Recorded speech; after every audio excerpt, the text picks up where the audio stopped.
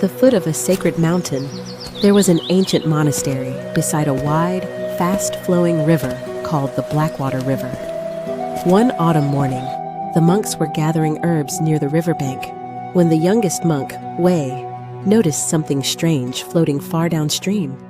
It looked like a large piece of dark fur drifting upon the water. "Look!" Wei shouted. "Someone has lost a fur cloak!" Before anyone could stop him, he jumped into the river and began swimming toward it. The current was strong, but Wei was young and strong from years of martial training. He reached the floating fur and grabbed it with both arms. The moment he touched it, the strange object suddenly moved. The fur rose beneath his hands, and two small ears appeared from the water. It was not a fur cloak. It was a large black bear that had been swept into the river from the mountains. The bear turned and wrapped its enormous paws around Wei. Wei tried to pull himself away, but the bear held him tightly. From the riverbank, the monks saw what had happened. "Wei, let go!" they shouted. "Leave the cloak and swim back." Wei struggled against the current. "It isn't a cloak!"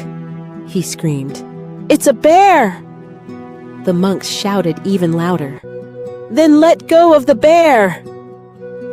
Wei desperately tried to free himself, but the bear clung to him even more tightly. The river carried them farther downstream. One monk ran along the bank, throwing a long bamboo staff toward Wei. "Grab the staff!" he shouted. Wei reached for it, but the bear pulled him away. "I can't," he cried. "It won't let me go." Several days later, Wei finally returned to the monastery, covered in mud and completely exhausted. The monks rushed toward him. "How did you survive?" they asked. Wei sat beneath the old pine tree and took a long breath. "The bear carried me to the riverbank 3 valleys away." The monks stared at him. "And then?" Wei sighed. "It walked back into the forest." The eldest monk smiled. "So why didn't you let go?" Wei looked down at his hands. "At first, I thought I was holding the bear.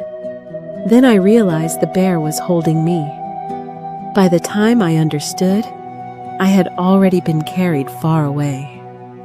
The old monk poured him a cup of tea and said, "That is how many things enter our lives. We reach for something thinking it will bring us happiness, security, or love. But sometimes, what we think we are holding is actually holding us. A desire becomes an attachment. An attachment becomes a burden. And before we realize it, we have been carried far from where we wanted to go." Wei looked toward the river flowing silently beyond the monastery walls. The old monk took a sip of tea and added, "So before you hold on to something, learn what it is, and when you realize it is carrying you somewhere you do not wish to go, have the courage to let go."